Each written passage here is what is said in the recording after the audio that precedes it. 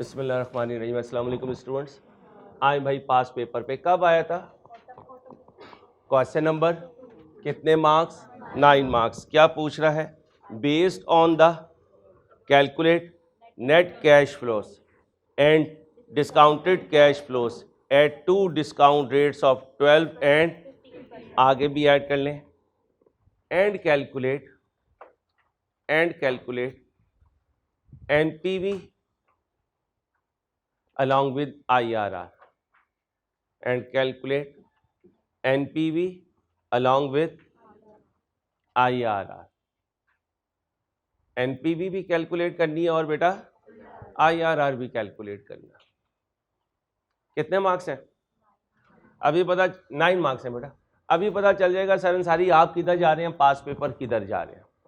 जिस दिन मैं इधर जाऊंगा पास पेपर इधर जाएगा, उस दिन आपका हक है। और जब मैं जिस साइड पे जा रहा हूँ पास पेपर भी वैसे ही जा रहे, तो इसका मतलब आपने फॉलो करना है। और कल से जो लेट आएगा वो क्लास के बाहर होगा, ध्यान में रखिएगा। सोना लिमिटेड, इधर की बात हो रही है, मुज़क्कर है ना। सोना limited is considering investment in a joint venture. सोना लिमिटेड जो है वो एक ज्वाइंट वेंचर को एवेल्युएट करना चाह रहा है कि मैं इसमें इन्वेस्ट करूं या ना करूं। तो किसके हिसाब से क्वेश्चन देखूंगा? सोना लिमिटेड के हिसाब से। किसके हिसाब से? The entire cash outlay. What do mean by entire? सारे का सारा। कैश आउटले का मतलब आउटफ्लो। क्या? Outflow. 175 million would require to be invested by SL immediately। immediately का मतलब एडवांस का मतलब, डाउन पेमेंट का मतलब, नाउ का मतलब T0 लिखें। Immediately, now, down payment. क्या लिखा? Immediately, now, down payment, in advance. इन सब का मतलब क्या है? आज। T0। Joint venture partner, Sona limited का ज्वाइंट वेंचर पार्टनर कौन है? चलो जी, चांदी लिमिटेड। कौन सी limited? Would provide all the necessary technical support.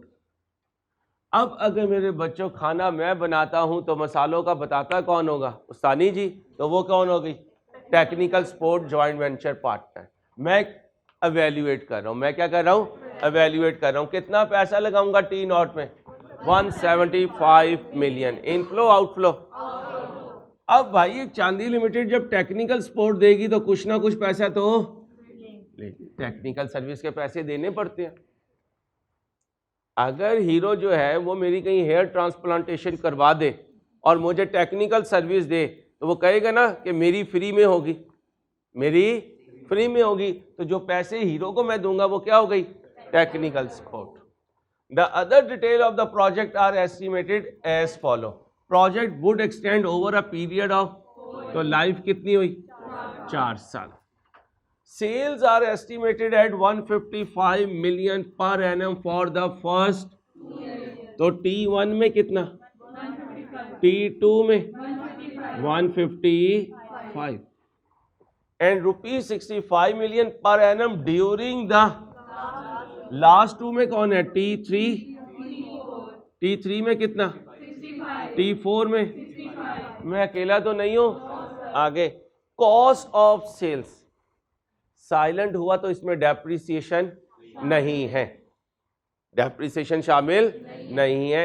अगर वो कुछ ना बोले, कोई डेप्रिसिएशन की कहानी ना बता रहा हो, कहता है cost of sales and operating expenses excluding. बता भी दिया कि इसमें क्या कर दिया?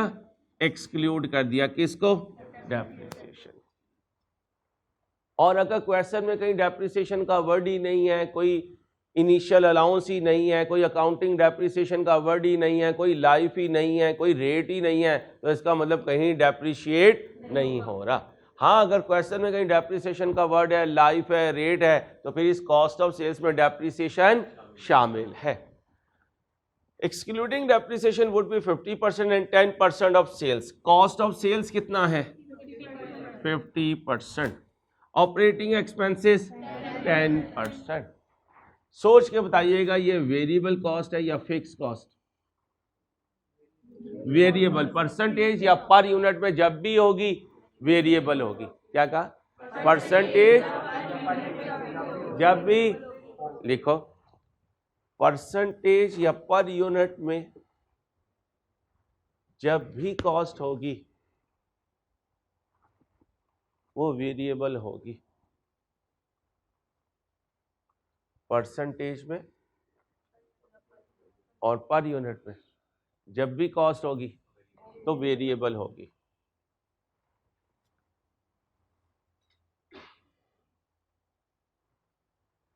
CL would be entitled to share equal to, CL कौन है? चांदी लिमिटेड। उसे कितना मिलेगा? किसका? अब बताएं ये वैल्यूएट कौन कर रहा है? तो सोना लिमिटेड के लिए ये इनफ्लो या आउटफ्लो? ये आउटफ्लो। कितना? And the remaining profit will belong to, बाकी जो होगा वो किसका होगा? एसएल का। तो फिर एसएल के लिए ये खर्चा है। किसके लिए दे रहा है? टेक्निकल सपोर्ट के लिए। Inflow outflow? At the end of the project SL would be able to recover 100 million of the 175 लगाएगा, T4 में 100 मिलियन वापस आएगा। Inflow outflow? Inflow. Assume that all cash flow other than the initial cash outlay arise annually in, किसके अलावा साल के आखिरी दिन आएंगे? Initial cash. और ये ना भी लिखा तो अजम्पशन यही होती है, ये ना भी लिखा हो तो कितने रेट्स पर एनपीवी चाहिए? 2 रेट्स पर। वो 2 रेट्स पर एनपीवी दो, फिर आईआरआर कैलकुलेट करो। जल्दी से करो, मैं नीचे रिक्वायरमेंट लिखवा देता हूँ। एनपीवी कैलकुलेट करो और आईआरआर कैलकुलेट करो।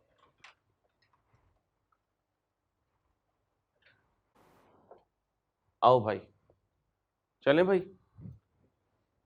जी भाई, लाइफ कितनी है? T0, T1, T2, T3, T4।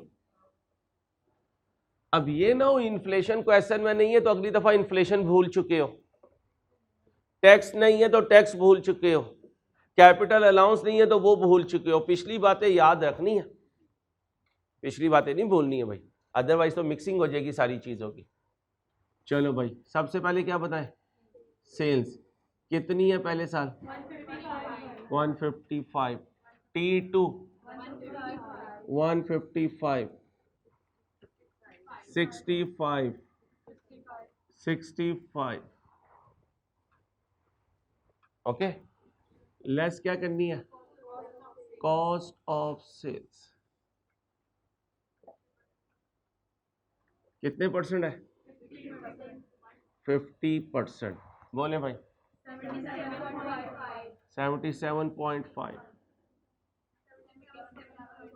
77.5, 32.5, 32.5। ये क्या है? Cost of sales. अब क्या नहीं है? Operating cost, operating expenses. कितना? कितने परसेंट? 10%।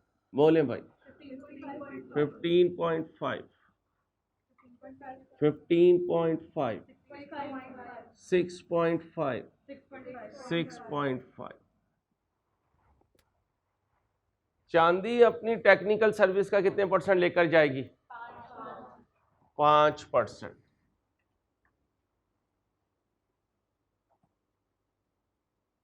टेक्निकल सर्विस सेल्स का 5% है, लगाएं जी 7 सेल्स का 5% लगा रहा हूं जी।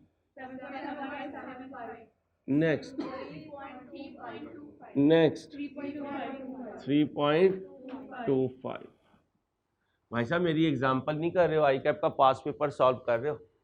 और पास पेपर इसलिए करवा रहा हूँ ताकि कॉन्फिडेंस आए कि इंशाल्लाह इसी डायरेक्शन में चलते रहेंगे तो मंजिल पे पहुंच जाएंगे, अल्लाह ने चाहता। ठीक है, कोई और तो नहीं है आउटफ्लो? इनिशियल इन्वेस्टमेंट क्या है? इनिशियल इन्वेस्टमेंट कितनी है? 175, ये आउटफ्लो हो गया। इनफ्लो कब आएगा? T4 में कितना? 100, ये आ गया। ओके हो गया? नेट कर दूं? चले जी,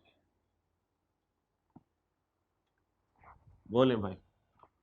175, 69.75, 69.75, 29.25 जी, ये गलत है। 22 पॉइंट, नेक्स्ट 122 पॉइंट, कितने परसेंट पे करना है? ये क्या है? Net cash flows. ये क्या है? Net cash flows. ये गलत है बच्चियों, ऐसे ना करो प्लीज, ऐसे तो फिर काम खराब हो जाएगा ना, दो दफा लिखना पड़ेगा। बोलो भाई। 54 पॉइंट, दूसरा भी गलत होगा फिर। 54 पॉइंट, बाकी सही है पक्का? पहला डिस्काउंट रेट बोले। डिस्काउंट रेट, डिस्काउंट फैक्टर 12% पर 1.893797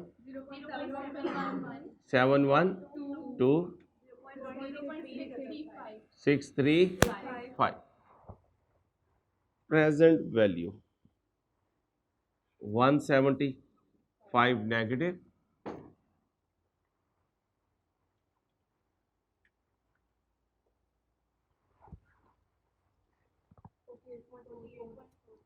48.45, 43.24, 16.198, 78। नेट प्रेजेंट वैल्यू बताएं 12% पे।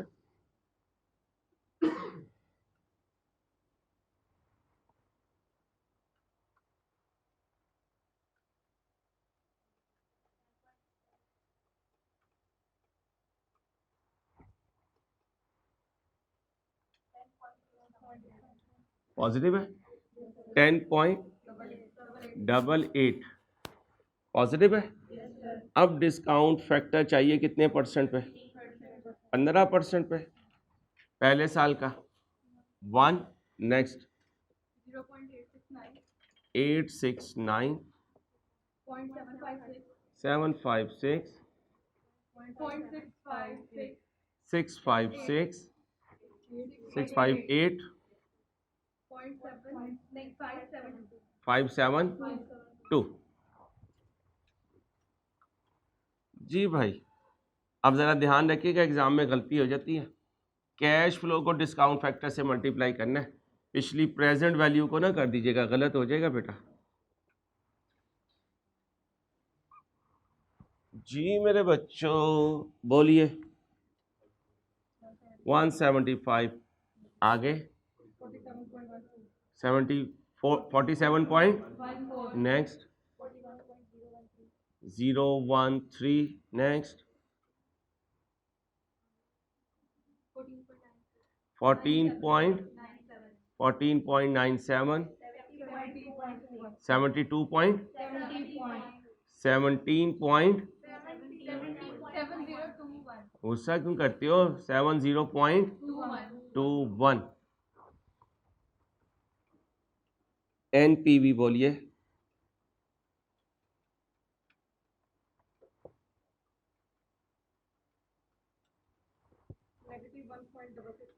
नेगेटिव 1.664। ऊंट पहाड़ के नीचे एमएफएम में आया है, R2 में तो मैं लिखता रहता था, पीछे कॉपी होती जाती थी। अब जब तक आंसर नहीं दोगे मैं आगे जा ही नहीं सकता, लग पता जा रहा है, हाथ भी थक जाती है। हिम्मत करनी है, शाबाश। क्वालिफाइंग अटेम्प्ट है, सारी सलाहियतें लगा दे। आईआरआर भी पूछा है, आईआरआर का रेट बताएं, फॉर्मूला बताएं पहले। IRR is equal to lower rate plus NPV at lower rate over NPV at lower rate minus NPV at higher rate minus lower rate percentage. आपने पूरा लिखना है, और अगर फार्मूला में ये लिखेंगे तो नीचे फिर उसे एक्सप्लेन करना पड़ेगा, तो डायरेक्ट ही लिख देना, दो दो दफ़ा क्यों करें, पहले एब्रीविएशन लिखें फिर एब्रीविएशन को एक्सप्लेन करें। लोअर रेट बताएं 12% plus 10.88 divided by 10.88 minus minus plus 1.64 higher rate minus 12%। Answer अब हो गया, समझ आ गई, डायरेक्ट बताया। वो तो आपके लिए करता हूँ, जब तक समझ नहीं आती इसलिए ब्रेक करके चलता हूँ। 14.6%। लो भाई आएंगे जरा रिक्वायरमेंट पे। Based on the above calculate net cash flow, कर दिए net cash flow and discounted cash flow. Present value को डिस्काउंटेड कैश फ्लो कहते हैं। At two discount rate 12 and 15%। Calculate NPV and IRR of the project. तो NPV भी calculate कर दी दोनों रेट्स पर, और आईआरआर भी कैलकुलेट कर दिया। कितने मार्क्स आ गए? 9। बाकी कितने रह गए? 41। बाकी कितने रह गए? 41। ऐसे ही हर टॉपिक में से अपने नंबर ले लेने, पेपर पूरा हो जाएगा इंशाल्लाह। कॉपी करें जल्दी से।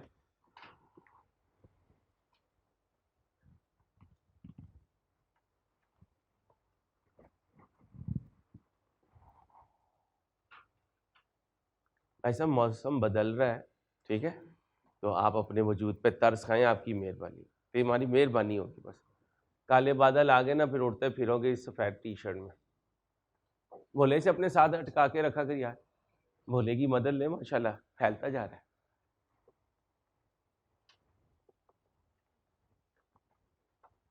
चार तो कचौरियाँ खाता है एक दफ़ा में माशाल्लाह। बोलू सही हो जाए जी भाई। हेडिंग बनाए नेक्स्ट। कॉपी कर लिया? नेक्स्ट हेडिंग बनाए।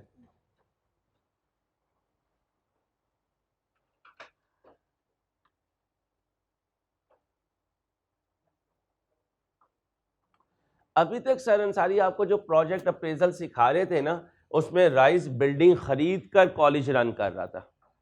क्या?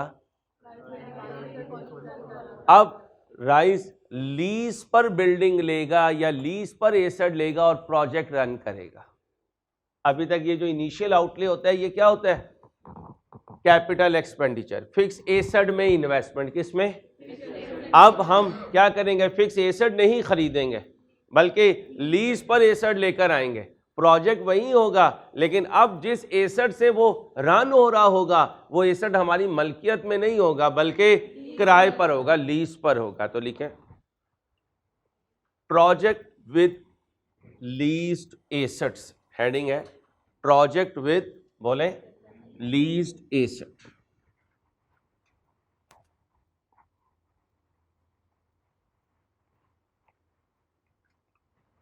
प्यारे बच्चों, क्या लिखा है? प्यारे बच्चों, एफर्ट 2 में वापस नहीं जाना, एफर्ट 2 में वापस नहीं जाना। IFRS 16 को याद नहीं करना। क्या कहा? IFRS 16 को याद नहीं करना। क्वेश्चन पे नजर रखनी है।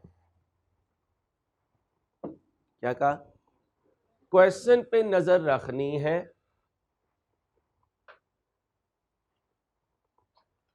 क्वेश्चन लीज के मुतालिक जो बोलेगा, क्या कहा? क्वेश्चन लीज के मुतालिक जो बोलेगा उसके हिसाब से चलना है।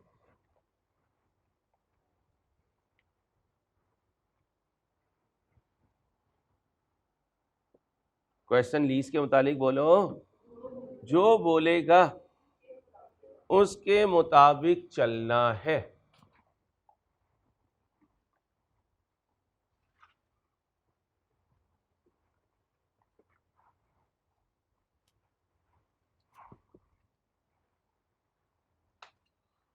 भाई साहब इसको सही करें भाई साहब, ऐसे नहीं चलेगा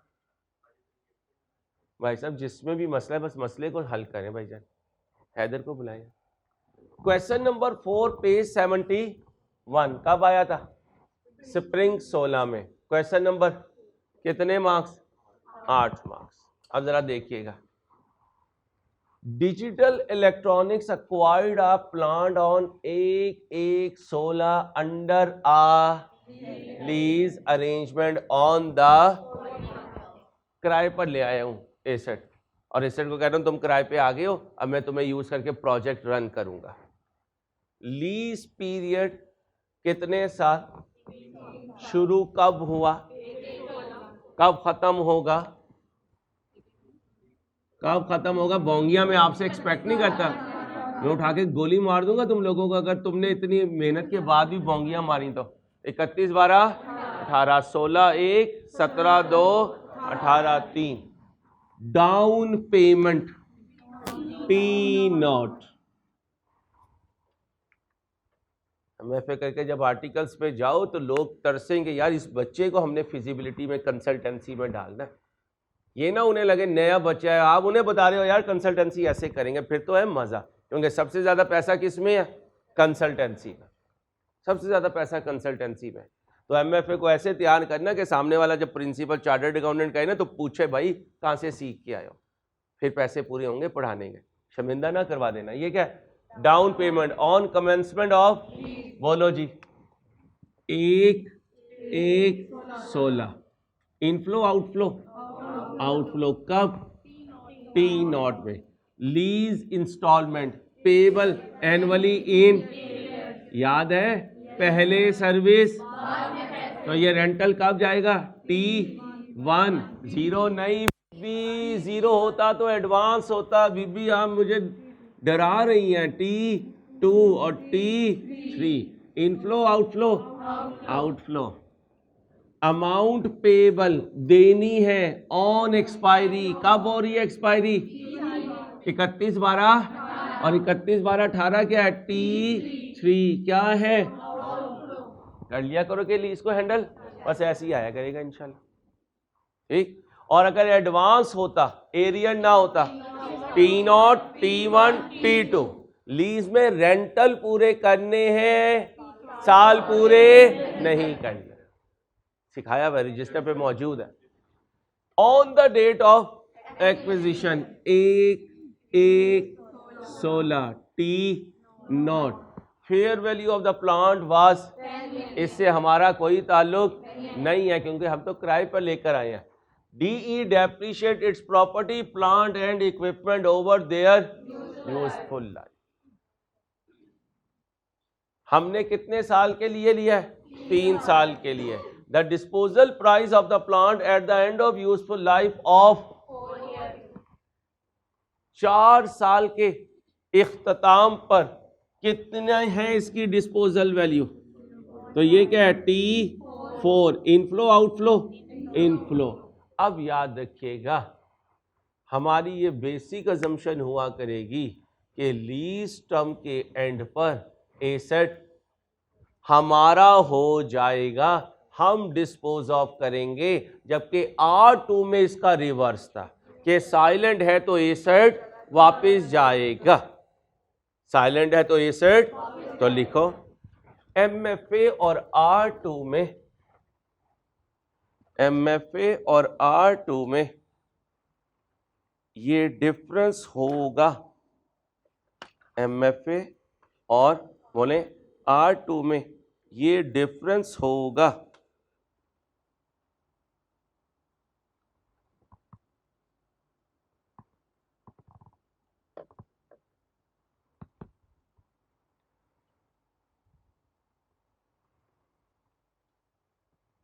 R2 में साइलेंट होने पर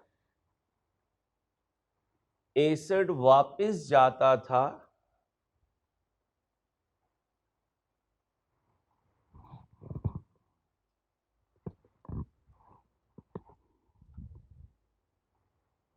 एसेट वापस जाता था और रेजिडुअल वैल्यू लेसर इंजॉय करता था। क्लियर है भाई? आपको क्लियर है? कर दीजिएगा इसे रिजॉल्व। एमएफए में बाद में एमएफए में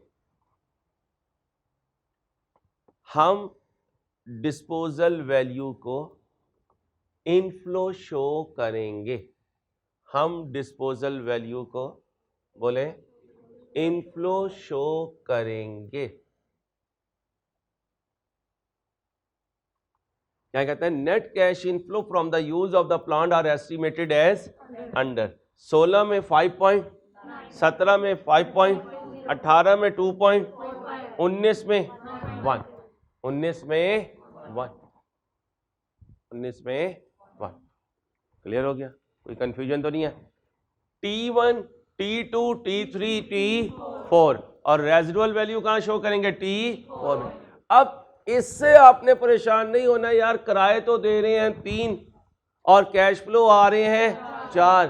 टेक्निकल बात आपको पहले बताऊं, हमेशा याद रखना, प्रोडक्शन करके पहले रख ली जाती है और सेल बाद में होती है, इसलिए अक्सर आपका एसेट पहले भी जा सकता है और कैश फ्लो बाद में भी आ सकते हैं, इससे कोई डिबेट नहीं है। और एमएफए में आपका IFRS 16 एप्लीकेबल नहीं है, क्रॉस मार दो, कोई नॉलेज वहां की अप्लाई नहीं होगी। ओके हो गया? तो कोई R2 का बच्चा लीज पढ़ रहा हो तो उसमें अपनी बोंगी मार देना R2 की, लेकिन किसकी नहीं? एमएफए की। ये दो सेपरेट लाइंस है, सेपरेट लाइंस। ठीक है, अब आ जाए, क्या बनाना है? कंप्यूट, पहले ये पढ़ लें। It may be assumed that all cash inflow arise at the, ना भी कहता है तो यही अज्यूम करते हैं। Compute internal rate of return and advise whether it is feasible to acquire the plant assuming DE cost of capital is. अब एक रेट तो 15% का आ गया, दूसरा रेट बाद में डिसाइड करेंगे। पॉजिटिव आया तो दूसरे रेट को बढ़ा देना, इस पर नेगेटिव आया तो दूसरे रेट को। कितनी देर लोगे? 5 मिनट का खेल है, 5 मिनट से ज्यादा का खेल नहीं है। हिम्मत करें, हिम्मत करें, शाबाश।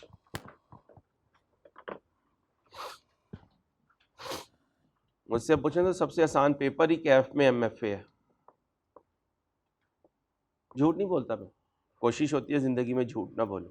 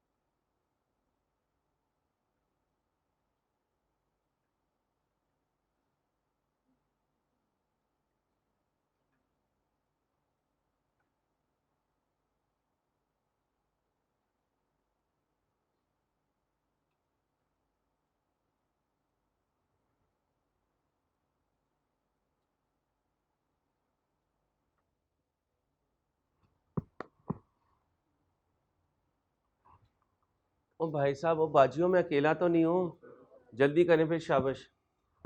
अच्छा भाई, मेरी एडवाइस याद रखना, ऊपर प्रोजेक्ट लिखा करो, नीचे इन्वेस्टमेंट लिखा करो। ये सारा कहाँ लिखो, टॉप पे, और ये बॉटम पे। ठीक है, करो जल्दी से। अगर कर दिए तो कोई मसला नहीं है, अगली दफा ध्यान रखना। T0, T1, T2, T3, T4। MFA पढ़ाते हुए मुझे मेरा स्कैन याद आ रहा है, क्योंकि बड़ी ज़िंदगी मेरी वहाँ 16 साल ये पढ़ाते हुए गुजरी, तो वो वाइब्स जो है ना वो मुझे रिकॉल हो रही होती हैं अक्सर। चलें भाई, T0, T1, T2, T3, T4। Cash inflow बताएं, कैश इनफ्लो जी 5.9, 5.20, 2.45, 1। ये 1 कहाँ से आ गया? गरीब हो गया? चलो कोई बात नहीं, कोई बात होने दो, गरीब भी होना चाहिए, कोई गुनाह नहीं है। T0 क्या है? वैसे ही नॉलेज के लिए लिख रहा हूँ। एक ये क्या है? 31, 12, 16। ये क्या है? 31, 12, 17। ये क्या है? 31, 12, 18। ये क्या है? 31, 12, 19। मेरी नसीहत याद रखना, आदत बनाओ, जब तक टेस्ट में या ICAP के पेपर में नहीं जाते ये डेट भी लिखा करो, क्योंकि कुछ पास पेपर में वो ये T0 वगैरह हटा देता है, इन डेट से चलेगा। अब जिसका कॉन्सेप्ट ठीक होगा वो खुद बनाएगा T1, T2, जिसका कॉन्सेप्ट नहीं होगा, रट्टा होगा, वो भूल जाएगा यार मैंने कैसे बनाने हैं। तो ये ईयर भी लिखा करें, क्योंकि अभी स्टार्टिंग फेज है, इसको लिखने की आदत बनाए। कैश इनफ्लो आ गया, कोई वेरिएबल कॉस्ट वगैरह नहीं दी है, इसका मतलब ये नेट कैश इनफ्लो है, और लिखा हुआ भी है, ये देखें थोड़ी स्लाइड में प्रॉब्लम आ रही है, नेट कैश इनफ्लो। ओके, अब इसके नीचे क्या लिखना है? Lease rentals. सबसे पहले बताएं जी, लीज नहीं अलहदा ना करें, लीज रेंटल्स। T0 में डाउन पेमेंट लिखवाएं, T1 में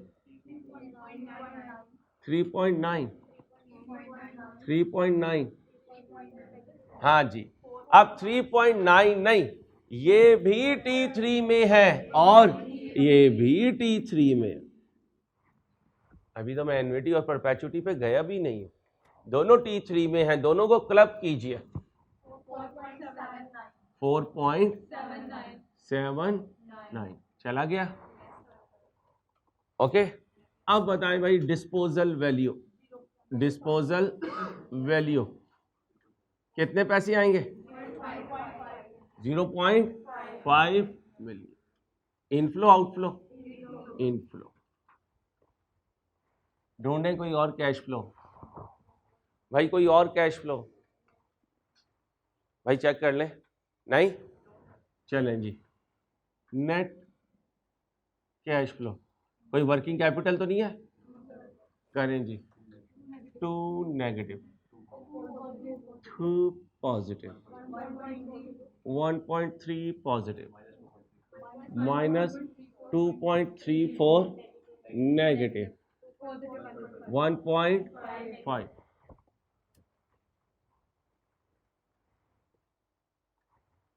क्या लूं? डिस्काउंट फैक्टर कितने परसेंट पे? 15% पे। बोलो जी, 1.869, 756, 658,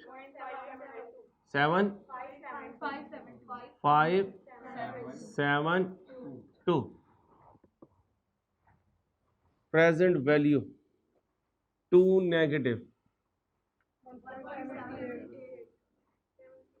738, 983, 1.54 negative, 858 positive. Net present value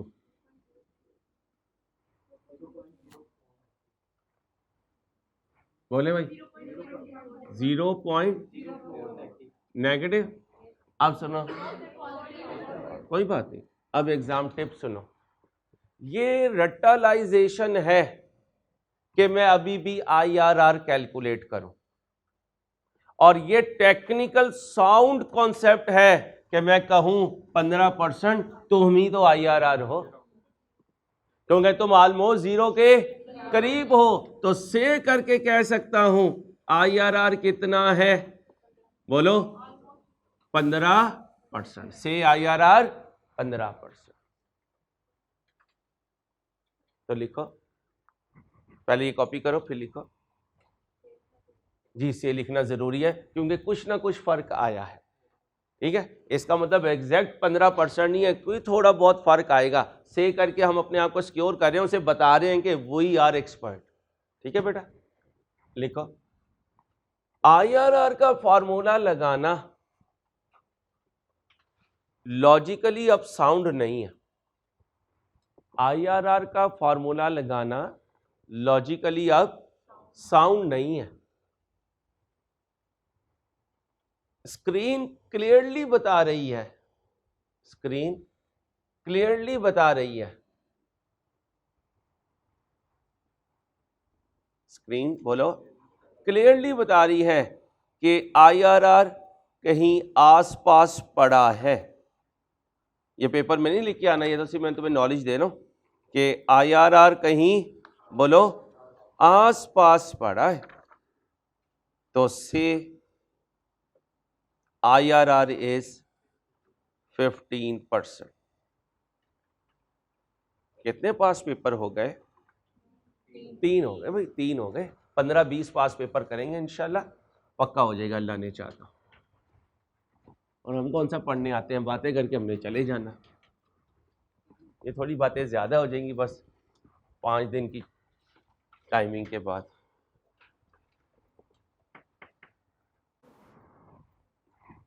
बीबी आप इंट्रो से जानती हैं, फिर आप अगर ऐसी बात करेंगे तो मुनासिब नहीं है ना। अब तो आप बेटा बड़ी हो गई, अब तो आपको पहचान लेना चाहिए कि यार इसने बाज नहीं आना है मेरे बच्चे।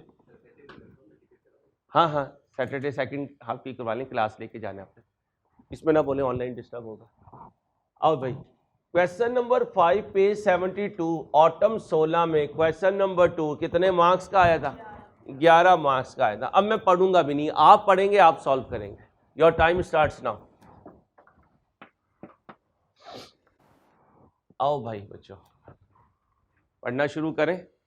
अच्छा, MFA का ना क्वेश्चन सॉल्व नहीं करना होता है यार। क्या यार, तुम्हें अभी 7वें दिन तक यही नहीं पता चला तो मैंने तो फिर झांकी मारी है।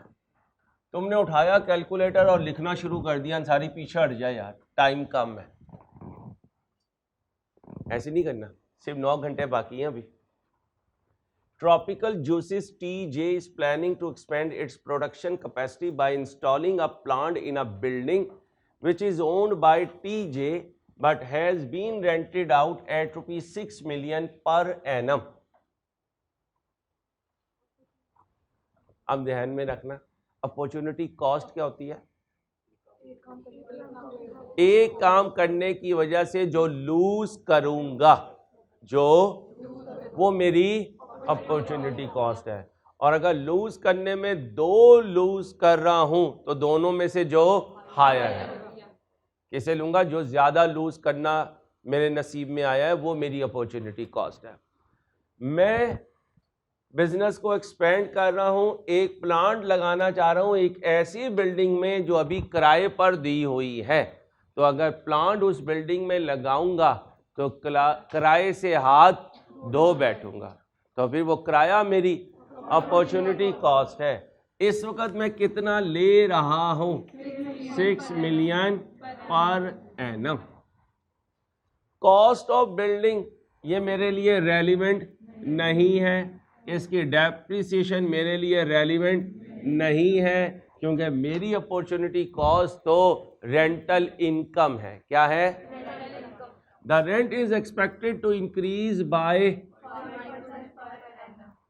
जी भाई, अगर 6 मिलियन ले रहा हूं तो सिर्फ इसको हर साल समझता, लेकिन वो तो कह रहा है भाई तू जो लूज करेगा वो 6 मिलियन नहीं करेगा, हर साल उसमें 5% जो ऐड होना था वो भी लूज करेगा।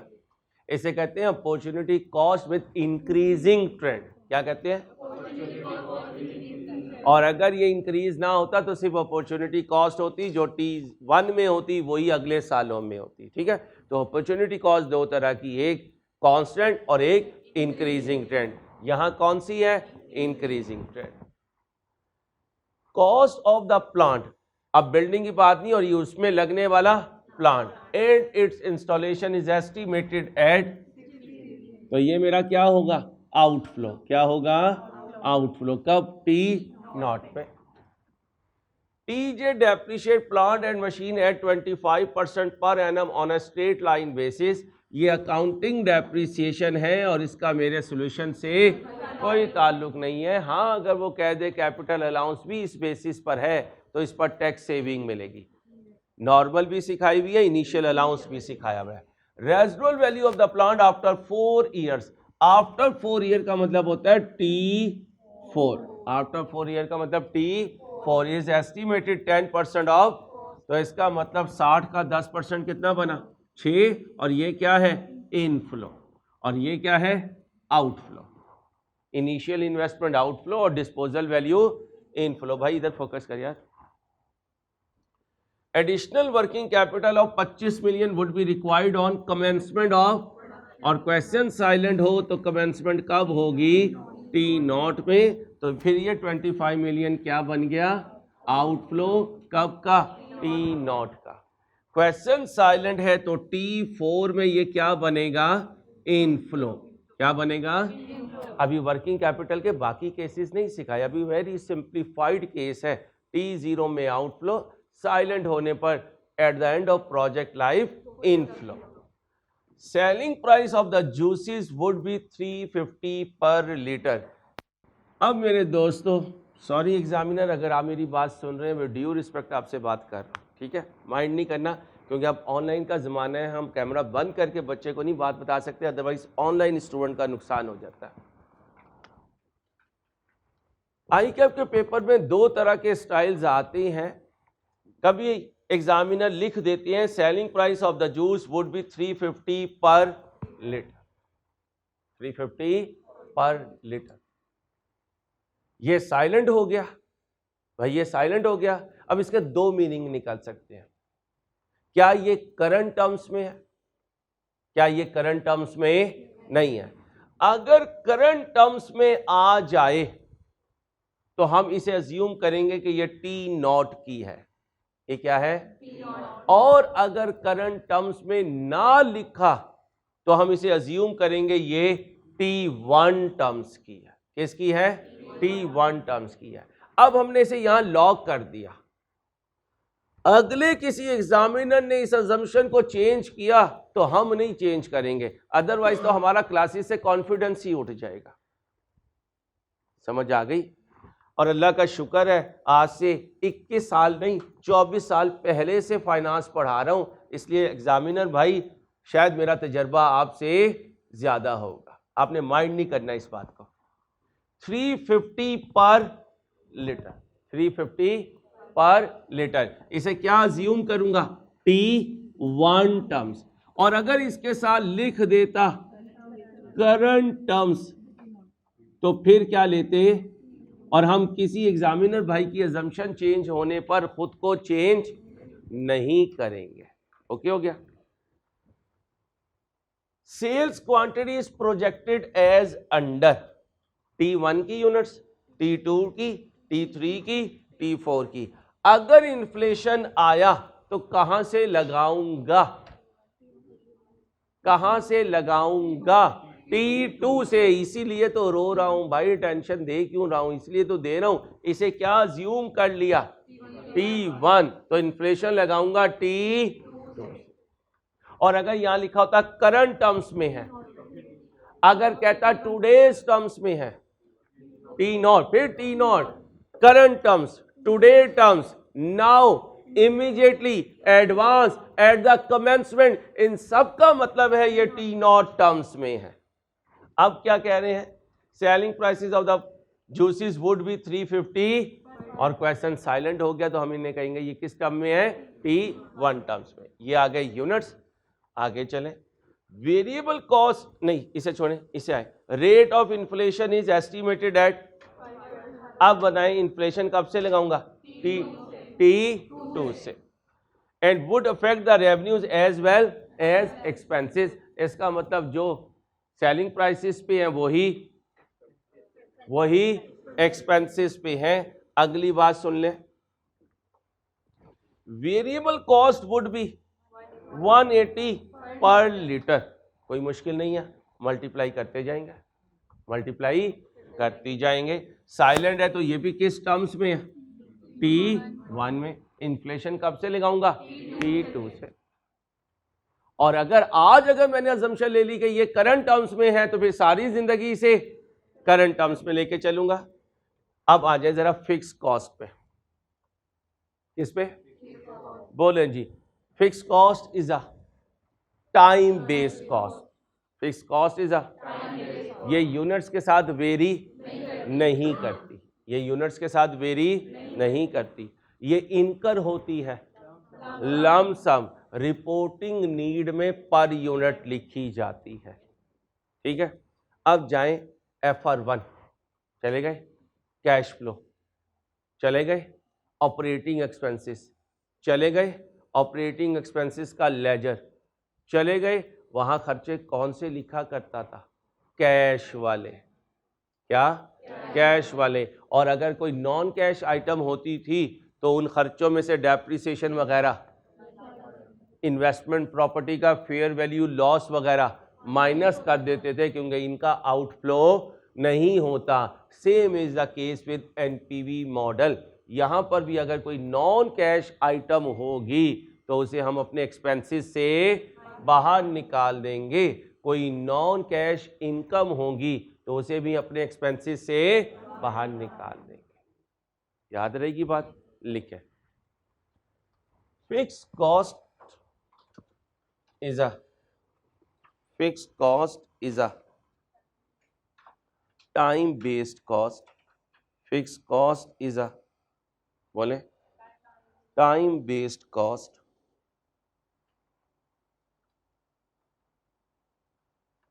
will be incurred on lump sum basis, will be incurred on, बोलिए, lump sum basis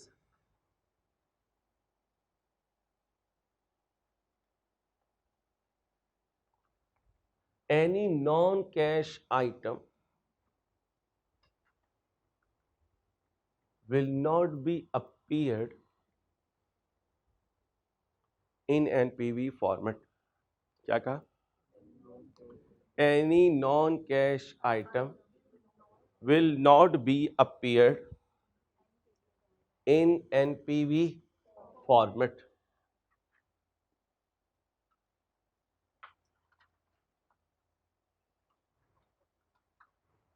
fix cost estimate की पर लीटर कितनी? 100, based on normal capacity of 280। अब फिक्स FOH यहां कर देता हूं, फिक्स FOH पर यूनिट बराबर होता है बजटेड, बोले, fixed FOH divided by budgeted units. क्या है पर यूनिट? 100 है। कितनी भाई? कितनी है? 280 यूनिट्स है, 280,000 यूनिट्स। और ये x कितना बना?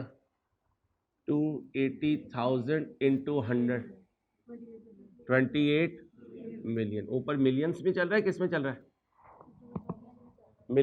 मिलियंस में चल रहा है। इसका मतलब कितना है? 28 मिलियन। 28।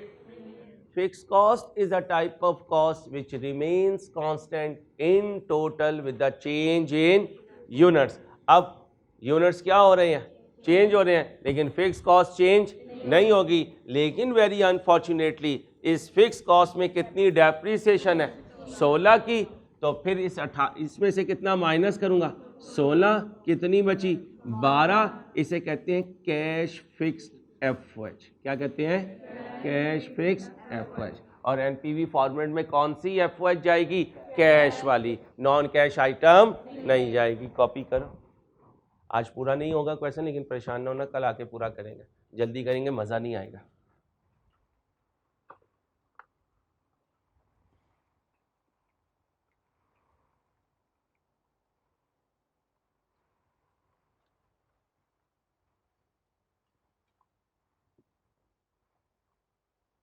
ओके हो गया?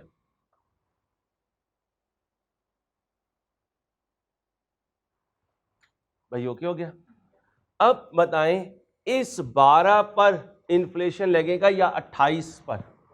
12 पर, क्योंकि डेप्रिसिएशन नॉन कैश आइटम है और नॉन कैश आइटम पर इन्फ्लेशन, तो लिख लो 12 तो इन्फ्लेट होगा, 16 का इन्फ्लेशन से कोई ताल्लुक नहीं। 12 तो इन्फ्लेट होगा, 16 का इन्फ्लेशन से बोले कोई ताल्लुक नहीं।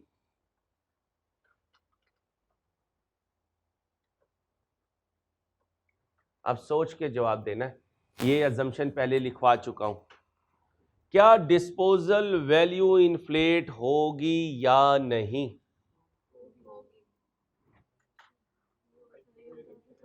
आई कैप की अजम्पशन है कि भाई जब तक इसके लिए इन्फ्लेशन का वर्ड नहीं बोलेगा इसे इन्फ्लेट नहीं करेंगे। अब पढ़ें, rate of inflation is estimated at 5% and would affect the as well as, और रेवेन्यू का मतलब इंट्रो में बताओ, डिस्पोजल से आने वाले पैसे थे या नॉर्मल एक्टिविटी से?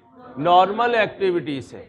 रेवेन्यू का मतलब ही है, IFRS 15 याद करो। रेवेन्यू क्या है? कॉन्ट्रैक्ट करके कस्टमर से जो पैसे आते हैं उसको रेवेन्यू कहते हैं। और डिस्पोजल जो है वो हमारा वन ऑफ आइटम होता है, वो हमारी कोर एक्टिविटी नहीं होती। तो लिखने आई कैप का अजम्पशन है जब तक डिस्पोजल वैल्यू को इन्फ्लेट नहीं करेगा, आई कैप का अजम्पशन है, बोलें, जब तक डिस्पोजल वैल्यू को इन्फ्लेट नहीं करेगा, क्या कहा? जब तक डिस्पोजल वैल्यू को इन्फ्लेट नहीं करेगा हम भी इन्फ्लेट नहीं कर सकते।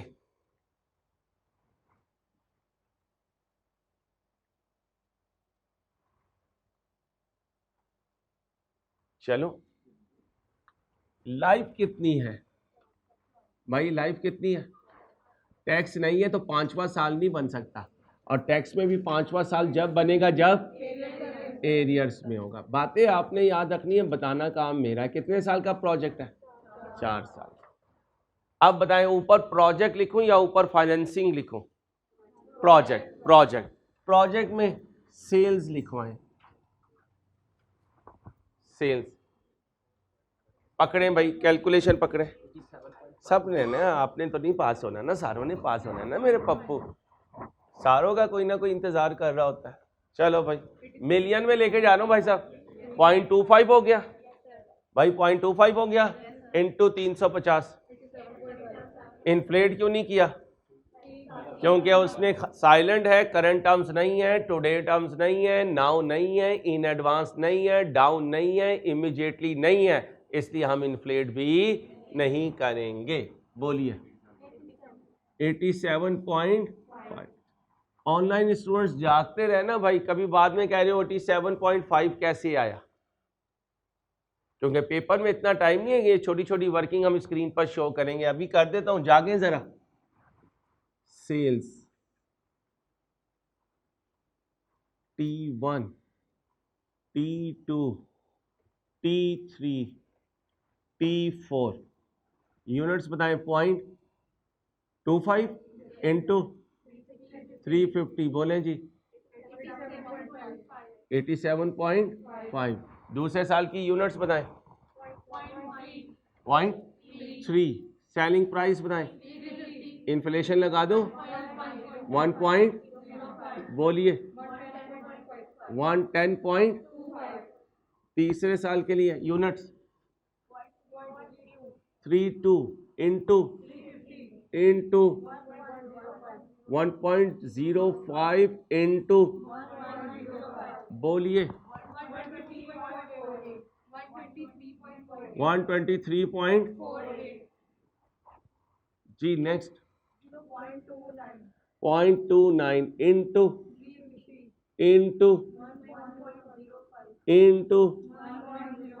इंटू बोलिए 1149 लिख दो फॉर्मेट में, सारे बच्चे लिख दो।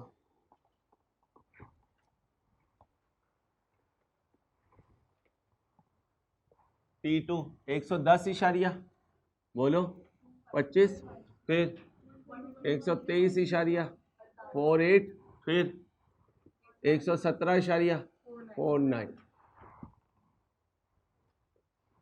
आगे चलो, लेस वेरिएबल कॉस्ट। अब इजाजत हो तो डायरेक्ट कर लूं, units into variable cost per unit दी हुई है, परसेंटेज दी हुई है, पर यूनिट दी हुई है 0.25 इंटू 180 40। इन्फ्लेशन लगाऊं? नहीं, कब से लगाऊंगा? T2 से। अब यूनिट्स लो 180 लो और इन्फ्लेशन का रेट क्या है? लगा दो 1.05 57। फिर यूनिट्स लो, वेरिएबल कॉस्ट लो, 2 दफा इन्फ्लेशन लगाओ 63. यूनिट्स लो, वेरिएबल कॉस्ट लो, 3 साल का इन्फ्लेशन लो 60.42। काफी है, लंडा नहीं है, हिम्मत नहीं है, लड़ाई की हिम्मत नहीं है भाई, बाकी सारी हिम्मतें हैं। फिक्स कॉस्ट इधर आ जाओ, T1 में कितनी है? 12। भाई T1 में इन्फ्लेट नहीं करूंगा, अब आ जाए इधर तो 12 कर दी। अगले साल कितनी इन्फ्लेशन? 5% लगा दे, 12.6 पे लगा दें 5%। 2 फिर लगा दे 8। ये क्या है? Cash flows. ये क्या है? Cash flows. ओके। अब मेरे दोस्तों टैक्स नहीं है, छोड़ दिया, लेकिन इनिशियल इन्वेस्टमेंट 2 तरह की है, एक प्लांट में है और एक बिल्डिंग में है। बिल्डिंग में जो है वो अपॉर्चुनिटी कॉस्ट की शक्ल में है और प्लांट में स्ट्रेट अवे आउटले है। ठीक है, अब पहले आ जाए बिल्डिंग, क्योंकि बिल्डिंग होगी तो प्लांट लगेगा। बिल्डिंग और ब्रैकेट में लिखें अपॉर्चुनिटी कॉस्ट। अब लिखें exam focus point. Exam focus point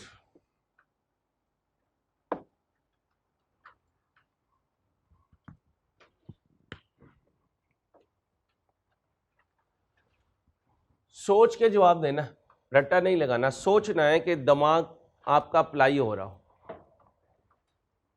क्या ये बिल्डिंग ऑलरेडी किराए पर दी हुई है या नहीं? दी हुई है। आज खड़े होकर देखूं तो किराया आ रहा है या नहीं? तो ये 6 मिलियन आज आने वाला किराया है या 1 साल बाद आने वाला किराया है?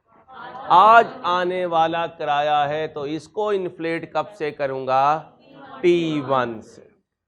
लिखो, किराया ऑलरेडी आ रहा है, किराया ऑलरेडी आ रहा है, इसको ये नहीं अज्यूम किया जा सकता कि ये T1 से आना था।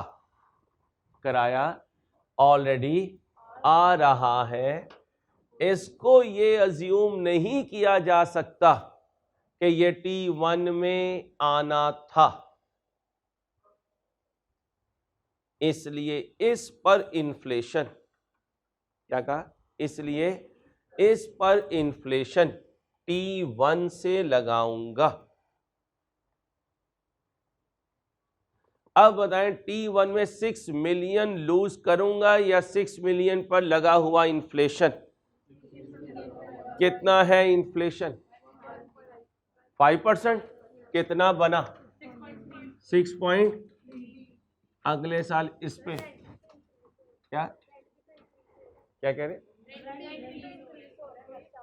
5%, वही तो है 5%। एक ही होता है भाई। इधर सुने भाई, ये इंक्रीज हो या ये इंक्रीज हो, ये इन्फ्लेशन ही की इंक्रीज है, 2 दफा नहीं लगेगा। ठीक है बेटा, चलें भाई बोले 6.3 जी, 6.615 बोले 6.945 7.29। अब सोच के जवाब देना। अगर ये ना लिखा होता तो क्या करते? फिर इन्फ्लेट ना करते, क्योंकि बात चल रही है रेवेन्यू और एक्सपेंस की, और रेवेन्यू मीन जो मेरी कोर एक्टिविटी से मुझे आना है, जो मेरी कोर एक्टिविटी से आना है। लिखने, अगर रेंट पर इंक्रीज ना होता तो उसको इन्फ्लेट ना करते।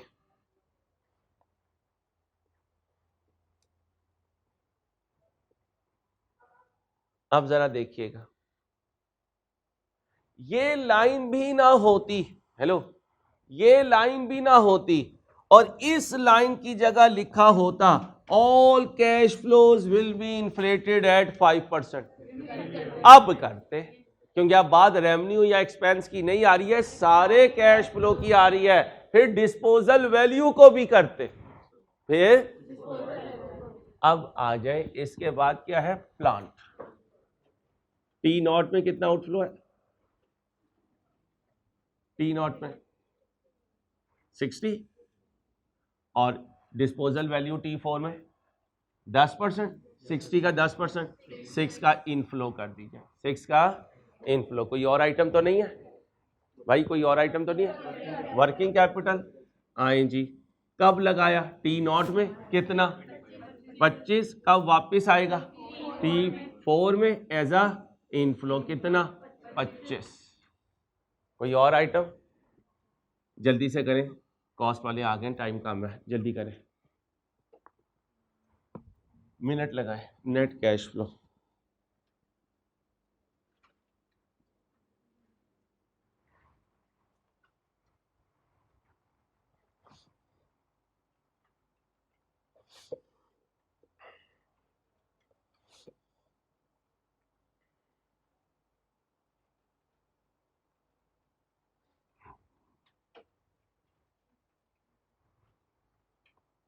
जी भाई जल्दी बोले। 85 negative, 20 positive, next 34 point, next next 89। Discount कर दें, करने दें सबको, जल्दी से करें।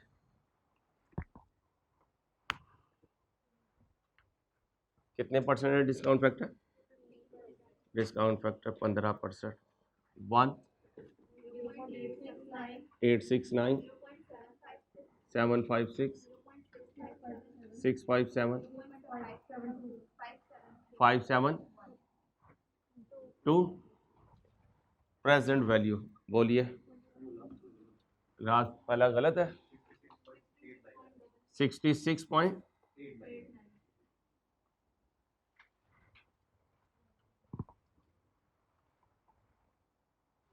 चेक कर लेने यार, तसल्ली है। 85 negative, next 21.03, sorry 25.96, 14, 38 point. Positive जमा करके नेगेटिव माइनस करें, नेट प्रेजेंट वैल्यू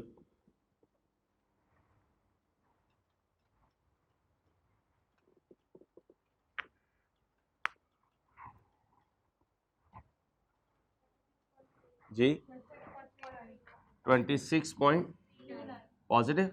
प्रोजेक्ट को क्या करना चाहिए? एक्सेप्ट करना चाहिए। अपना ख्याल रखिएगा। अल्लाह हाफिज़।